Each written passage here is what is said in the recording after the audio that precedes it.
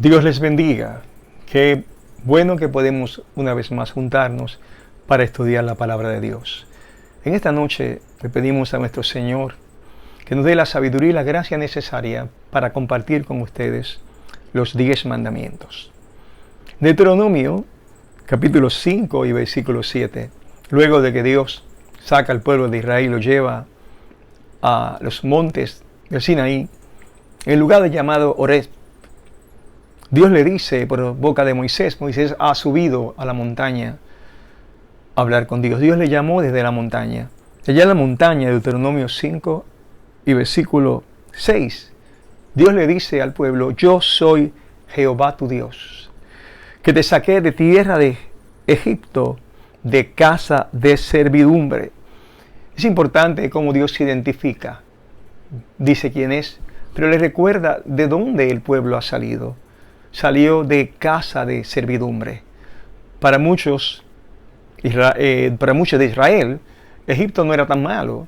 En muchas ocasiones deseaban volver atrás. Pero Dios le dijo, era una casa de servidumbre. En la vida cristiana, Jesús nos enseña que si el Hijo os libertare, seréis verdaderamente libres. Hay una esclavitud más grande que la física, y es la esclavitud del pecado y la esclavitud moral. Por eso, cuando el hombre peca, dice la Biblia que es esclavo del pecado. Y solo la sangre de Jesucristo nos libra de esa esclavitud de pecar y con las consecuencias, claro está, de vivir en pecado.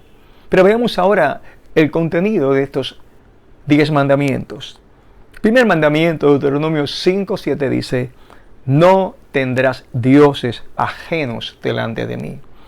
El segundo mandamiento, en el versículo 8, y leo estos dos, se relacionan mucho, dice: no harás para ti escultura, ni imagen alguna de cosa que está arriba en los cielos, ni abajo en la tierra, ni las aguas debajo de la tierra, ni te inclinarás a ellas, ni las servirás, porque yo soy Jehová tu Dios, fuerte, celoso, que visito la maldad de los padres sobre los hijos hasta la tercera y cuarta generación de los que me aborrecen, y que hago misericordia a millares, a los que me aman y guardan mis mandamientos. 3 cosas que van de la mano.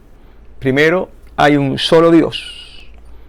Segundo, no te vas a postrar, no vas a buscar la ayuda y te vas a humillar ante una imagen. Y no lo vas a hacer porque Dios es el único que tiene misericordia para otorgarle a millares y a aquellos que le aman y guardan sus mandamientos. Así es que es simple. Hay un solo Dios, reina desde los cielos, y Dios quiere que aquellos que le buscan y que le amen únicamente clamen a Él y le busquen a Él. Así es que esos 2 primeros mandamientos están muy unidos. Primero, repito, solamente tendrás un solo Dios. Segundo, no te harás imagen. Naturalmente, hoy día nosotros pensamos, bueno, pero ¿cuáles son las imágenes? Las imágenes no eran otra cosa, sino que aquello que competía con la confianza del hombre hacia Dios. O confiamos en Dios, o confiamos en el ídolo, o confiamos en aquello que no es Dios, pero que ponemos nuestra esperanza en eso como para que resuelva nuestra propia vida, nuestros problemas. En el Antiguo Testamento, en este pueblo, pues era un ídolo. En nuestros tiempos, los ídolos son otros. Aunque hay ídolos, claro, religiosos, pero también hay ídolos como son el dinero, o las influencias, o una persona que pueda ayudarte en el cual tú pongas la fe. Pudiera ser también un profesional, alguna persona en la cual tú entiendas que puede sacarte de un problema terrible. Alguien a quien tú acudes en vez de decirle a Dios que te ayude. No hay ningún problema, claro está, en que nosotros nos ayudemos los unos a los otros, pero en términos espirituales, tu esperanza tiene que estar puesta absolutamente sobre todas las cosas en el Señor, Dios Todopoderoso. Así es que analiza en quién has puesto tu confianza. Dios quiere únicamente que tú confíes en su persona. El tercer mandamiento dice: no tomarás el nombre de Jehová tu Dios en vano, porque Jehová no dará por inocente al que tome su nombre en vano. En aquel entonces todas las personas trataban de finalizar un contrato, algún negocio, jurando. Y para jurar se le ocurría que lo más respetado era Dios, por tanto muchos juraban en el nombre de Dios. Y cuando la persona hacía un juramento y ponía a Dios como testigo y no lo hacía, en ese instante estaba pecando contra Dios. Estaba incluso poniendo el honor de Dios en juego, ya que lo estaba llamando como un testigo de el negocio que implicaba un juramento. Pero Dios dice, no tomarás el nombre de Jehová tu Dios en vano. No estarás utilizando el nombre de Dios en forma deshonrosa para tu beneficio, para jurar. De hecho, Jesús, el Nuevo Testamento nos explica este texto. Mateo 5:33 dice la Biblia, además habéis oído que fue dicho a los antiguos, no perjurarás, sino cumplirás al Señor tus juramentos. Significa, no faltarás a tus juramentos, sino que cumplirás al Señor tus juramentos. Y luego Jesús dice, pero yo os digo, no juréis en ninguna manera, ni por el cielo, porque es el trono de Dios, ni por la tierra, porque es el estrado de sus pies, ni por Jerusalén, porque es la ciudad del gran rey, ni por tu cabeza jurarás, porque no puedes hacer blanco o negro un solo cabello, pero sea vuestro hablar sí, sí, no, no, porque lo que es más de esto, de mal procede. Dios quiere que vivamos de una manera que nuestra integridad y nuestras palabras sean de tal calidad que no haga falta un jurar. Que la calidad de tu comportamiento y tu forma de vivir sea de extrema pureza y que la persona que comparte contigo pueda creer que eres alguien de fiar.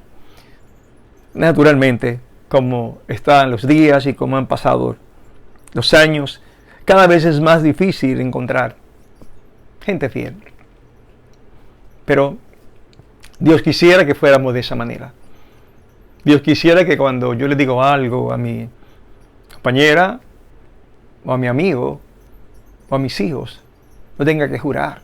Porque si tengo que jurar, estoy indicando que mi palabra es tan dudosa que hace falta algo que me obligue.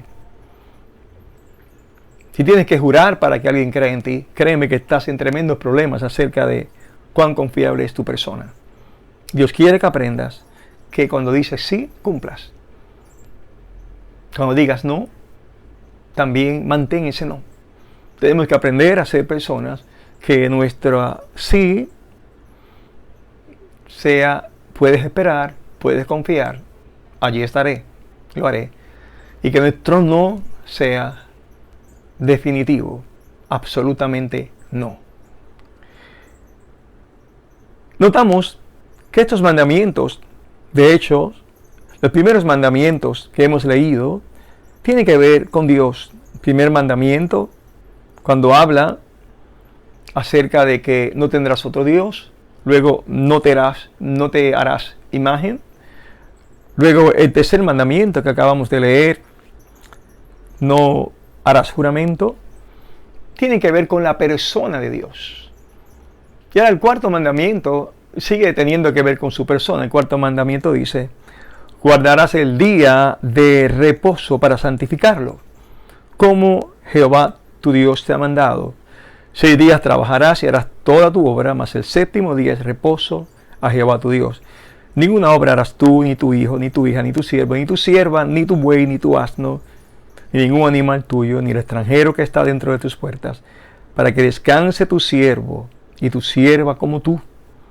Acuérdate que fuiste siervo en tierra de Egipto y que Jehová tu Dios te sacó de ella con mano fuerte y brazo extendido, por lo cual Jehová tu Dios te ha mandado que guardes el día de reposo. Hay dos cosas interesantes. El día de reposo era un día para santificarlo o separarlo para Dios, pero también tenía e incluía el descanso del hombre. Era un día de misericordia. Por eso Jesús dice que el día de reposo fue hecho por causa del hombre y no el hombre por causa del día de reposo. Significa que Dios dio ese día para que la gente descansara. Ahí está con claridad dicho, para que 6 días trabajarás y harás toda obra, mas el 7º día de reposo, para que descanses. Así es que Dios siempre ha pensado en nuestras vidas. Incluso ha pensado en el tiempo que debemos reposar. No es saludable trabajar todos los días sin descanso. Todos sabemos que trabajar sin descanso solo lleva a la enfermedad. Trabajar sin ir a tu hogar y dormir bien debilita también tu organismo. Dios se ocupó de toda nuestra vida hasta con exactitud diseñar cómo habríamos de vivir. Pero también ese día de reposo era un día para que se lo dedicaras a Dios. Ibas a reposar y también ibas a reflexionar, meditar, servir a tu Dios. Los creyentes, desde que Jesús resucitó el día domingo, hemos guardado el domingo para servirle al Señor. No como un acto de religiosidad, sino como un acto espontáneo de gozo, de alegría, de regocijo en congregarnos, como la Escritura nos manda, no os dejéis de congregaros. La voluntad de Dios que así sea. Así es que de momento nos damos cuenta que este mandamiento tiene que ver con el descanso del hombre. Primeros mandamientos tienen que ver con Dios mismo, con su persona, que Él sea el único, que no haya competencia con imágenes, que cuando usemos su nombre, cuidado con deshonrar su nombre al usarlo en una forma que no es correcta, que tengamos un día de reposo y que ese día le busquemos a Él. Y de momento los mandamientos que vamos a ver a continuación tienen que ver mucho con el hombre. Deuteronomio 5:16, el 5.º mandamiento dice: honra a tu padre y a tu madre como Jehová tu Dios te ha mandado, para que sean prolongados tus días y para que te vaya bien sobre la tierra que Jehová tu Dios te da. La Biblia dice que este es el único mandamiento con promesa de los 10 mandamientos, es cierto. Es interesante que este mandamiento con promesa tiene que ver con la obediencia, porque honrar a padre y a madre significa obedecerle. No es llevarle un regalo el día del padre o el día de la madre, es obedecerle, reconocerle como autoridad sobre nuestras vidas, amarle, ser agradecidos con ellos. Es todo lo que hacemos cuando honramos a una persona, le estimamos, hablamos bien de esa persona, le cuidamos. Es honrar al padre y madre. Y Dios, cuando honramos padre y madre, ha prometido que nos va a ir bien sobre la tierra en que vivimos. Tristemente, la Biblia enseña que una de las señales de los posteros días iba a ser todo lo contrario. Permítame leer la Biblia, segunda del apóstol Pablo, a Timoteo, cuando dice, capítulo 3, versículo 1, también debes saber esto, que en los postreros días vendrán tiempos peligrosos, porque habrá hombres amadores de sí mismos, avaros, vanagloriosos, soberbios, blasfemos, desobedientes a los padres, ingratos, impíos. De cada uno de estos temas podríamos ampliar. Sin embargo, quiero detenerme en esta parte que dice desobedientes a los padres. La rebelión que ocurre en este tiempo no es casual. Es una palabra profética que hablaba de la corrupción y del daño en las relaciones entre los padres y los hijos, que llevarían lamentablemente al engaño de hijos rebeldes, ingratos, malagradecidos, que no honran a sus padres. Esa falta de honra es una característica de este tiempo que anuncia la venida de Jesús. Por otro lado, el buen trato y la honra que le damos a nuestros padres, que es traducido en obediencia, siempre va a ser bendecido por Dios. Luego vienen los mandamientos que siguen hablando de mi relación con mi prójimo. Esta es mi relación con mi padre y mi madre, que debe ser una relación más profunda dentro de la familia. Pero los otros mandamientos tienen que ver con mi prójimo. No matarás. No necesita explicación ese mandamiento número 6. El 7, no cometerás adulterio. Cuando le quito la vida a una persona, como se la quitó Caín a Abel, pues eso es obviamente castigado no solo por Dios, sino por la ley de los hombres. Aunque Dios ya había legislado primero, claro está. Pero cuando cometo adulterio, ya sea el hombre o la mujer, estoy faltándole a mi prójimo. Estoy tomando lo que no me pertenece, estoy traicionando a mi prójimo y estoy haciendo mal a mi prójimo. Es uno de los pecados que más hacen caer a los hombres. Si usted estudia el libro de Proverbios, se dará cuenta que hay un capítulo entero dedicado a la necedad del hombre que cae en la tentación del adulterio.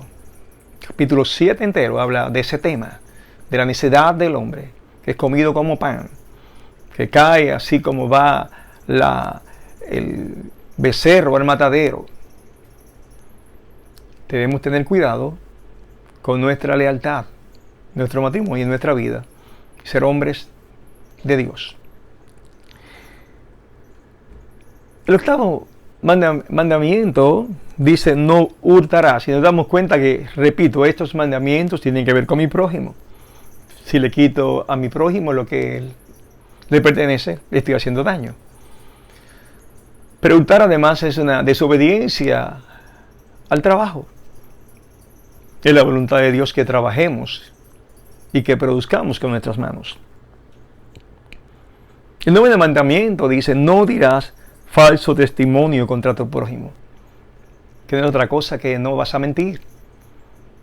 Cuando nosotros hablamos, murmuramos, decimos lo que no es verdad de nuestro prójimo, estamos dando un falso testimonio. No estamos haciendo lo que a Dios le agrada. Dios quiere que aprendamos a amar, cuidar. Y la forma de cuidar a mi prójimo es no permitir que mis labios le deshonren. Y el décimo mandamiento dice: no codiciarás la mujer de tu prójimo, ni desearás la casa de tu prójimo, ni su tierra, ni su siervo, ni su sierva, ni su buey, ni su asno, ni cosa alguna de tu prójimo. No codiciar, tan simple como eso. No mirar lo que tiene mi prójimo, no mirar lo que tiene mi vecino, y no codiciarlo. Incluso eso implicaría que quiero quitárselo, que quiero tenerlo. Que en tu corazón no suba esa codicia, que aprendas a vivir con lo que Dios te ha dado, con agradecimiento. Que aprendas a dar gracias a Dios por las cosas que llegan a tus manos con el esfuerzo y la bendición de Dios, y que se libre tu corazón de no codiciar lo que no te pertenece. Ahora, luego de que esos 10 mandamientos son dados, ocurrió algo interesante. El versículo 22 de Deuteronomio dice la Biblia: estas palabras habló Jehová a toda vuestra congregación en el monte de en medio del fuego. Moisés está recordándole al pueblo, ya que Deuteronomio significa según la ley, está recordándole lo que ocurrió en el libro de Éxodo. Y luego dice: estas palabras habló Jehová a toda vuestra congregación en el monte de en medio del fuego, de la nube y de la oscuridad, a gran voz, y no añadió más. 10 mandamientos, no añadió más. Y las escribió en 2 tablas de piedra, en las cuales me dio a mí. Es importante que entendamos que Dios mismo escribió esas palabras. El texto más adelante dice que las escribió con su propia mano o con sus dedos. Y aconteció que cuando vosotros oísteis la voz en medio de las tinieblas y visteis el monte que ardía en fuego, vinisteis a mí y todos los príncipes de vuestras tribus y vuestros ancianos, y dijisteis: he aquí, Jehová nuestro Dios nos ha mostrado su gloria y su grandeza, y hemos oído su voz en medio del fuego, y hemos visto que Jehová habla al hombre, y éste aún vive. Ahora pues, ¿por qué vamos a morir? Porque este gran fuego nos consumirá. Si oyemos otra vez la voz de Jehová nuestro Dios, moriremos. La voz de Dios en medio de aquel monte que temblaba y botaba fuego, causó terror, miedo. No causó un temor reverencial, no un respeto, sino miedo. Pero ¿qué ocurre? Que toda relación basada en el terror, o toda obediencia o intención de obediencia basada en el terror, nunca es honesta y nunca funciona. La única relación que funciona es cuando amamos a Dios. Y cuando amamos a Dios, el amor a Dios nos lleva a la obediencia. Pero cuando tú obedeces a Dios porque le temes al infierno o porque le temes al castigo, en realidad tú no amas a Dios. Dios lo sabe. Tú solo estás haciendo lo debido para tú librarte del castigo. Si has llegado ante Dios por miedo, simplemente corrígete, no es así. De tal manera amó Dios al mundo. Enamórate de Dios porque Dios te amó primero. Dice la Biblia que siendo aún pecadores, Él murió por nosotros. Ama a Dios porque te ha rodeado de favores, tan simple como eso. Desde que nosotros le fallamos a Dios, Dios comenzó a hacer un plan para acercarnos a su persona. No le servimos por terror, le servimos porque estamos muy agradecidos. Él realmente nos ha amado primero. De hecho, noten que Dios siempre quiere nuestro bien. Cuando vamos al Edén nos damos cuenta que nos creó y nos puso en un lugar para que disfrutáramos de su presencia y de las cosas hermosas que Él creó. Desde el principio Dios nos amó. Desde el principio Dios ha querido relacionarse contigo y conmigo. Y veamos qué pasa cuando el pueblo teme. Oigan lo que Dios dice en el verso 29.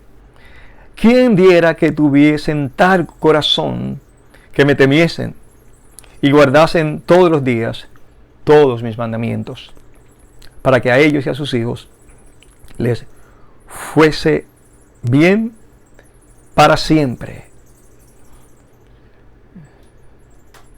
Luego dice Moisés: mirad pues que hagáis como Jehová vuestro Dios os ha mandado, no os apartéis a diestra ni a siniestra, andad en todo el camino que Jehová vuestro Dios os ha mandado, para que viváis y os vaya bien, y tengáis largos días en la tierra que habéis de poseer.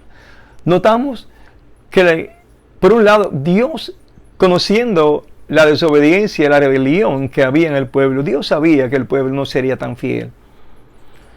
Y como Dios anhelaba y anhela que tuvieran un corazón con un temor verdadero para la obediencia.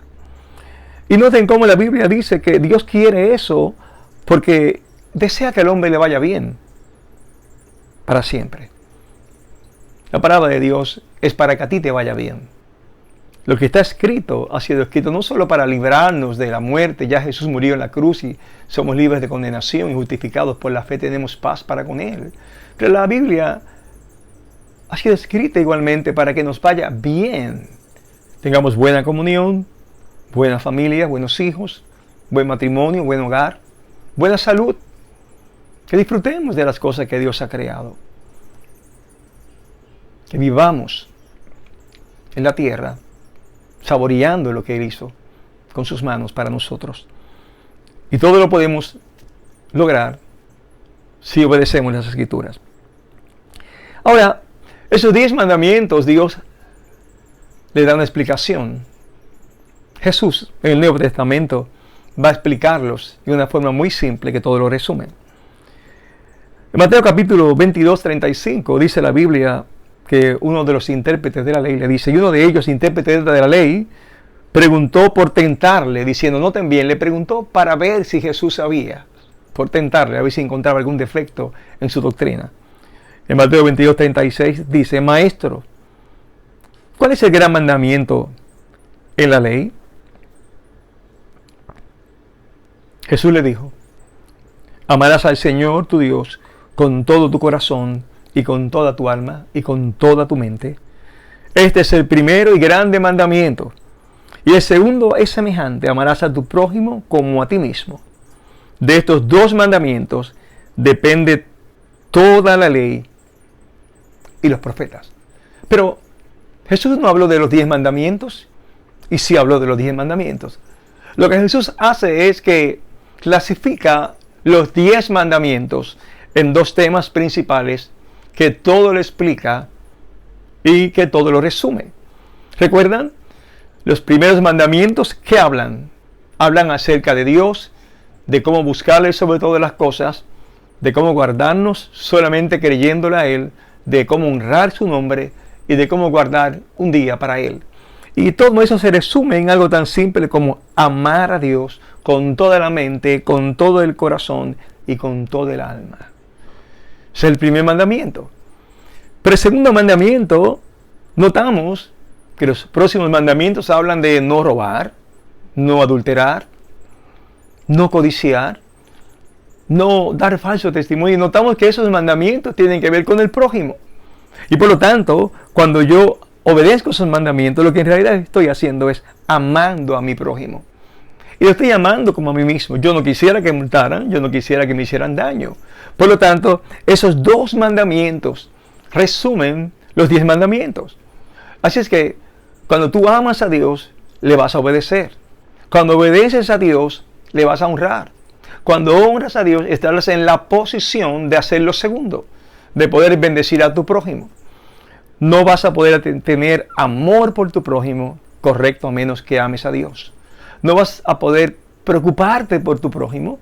Esto es, por ejemplo, no vas a poder ser un buen padre si no has aprendido de tu Padre Celestial. No vas a tener el deseo de tener unos hijos obedientes y darle ejemplos, a menos que hayas aprendido tu responsabilidad precisamente de ser ejemplo en tu hogar para que tus hijos teman y amen a Dios. No vas a perdonar ni a soportar a tu prójimo, a menos que antes no hayas aprendido cuánto Dios te ama y cuánto Él te ha soportado.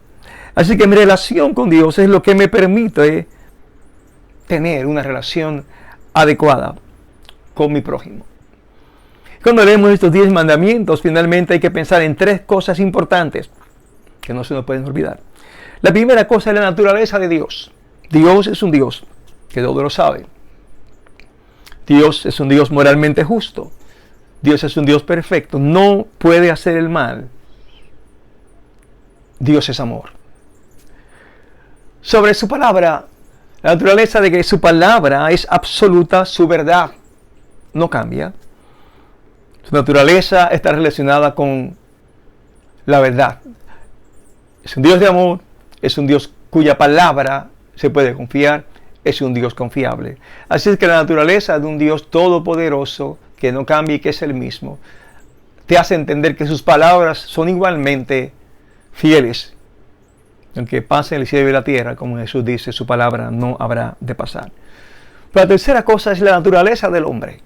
El hombre es un pecador. Su naturaleza ni siquiera cambió cuando nos convertimos. Cuando nos convertimos, entramos en una guerra espiritual. O le servimos a la carne o le servimos al espíritu. La Biblia, lo que enseña la Biblia es que no nos ocupemos de las cosas de la carne, sino las del espíritu. ¿Por qué? Porque las cosas de la carne van a estar siempre presentes, como estarán siempre presentes las cosas del espíritu. Nuestro llamado es a crucificar la carne con sus pasiones y deseos y servirle al Señor Jesucristo. Nuestro llamado es no proveerle a la carne, nuestra naturaleza humana, para sus apetitos, y levantar nuestro espíritu para la obediencia que honra al Señor. Precisamente entonces, porque nuestra naturaleza es una naturaleza de pecado, necesitamos límites. El hombre necesita siempre límites. De ahí vienen los 10 mandamientos, porque el hombre sin límites no puede vivir. Los límites no nos encierran, sino que nos salvan. Por ejemplo, si no hay un límite de seguridad que te separa en un lugar de peligro del peligro, puedes caer y morir. Esto es, si no hay una verja frente a un precipicio, puedes caer y morir. Si no hay un límite entre tú y un animal salvaje en un zoológico, por darte un ejemplo simple, puedes morir. Así que los límites nos guardan la vida. Por lo tanto, cuando Dios nos enseña cómo vivir, nos pone reglas, esas reglas son para tu bendición, para que te vaya bien sobre la faz de la tierra. Le damos gracias a Dios por esos 10 maravillosos mandamientos. Que Dios te bendiga, que Dios te guarde y vive la palabra de Dios.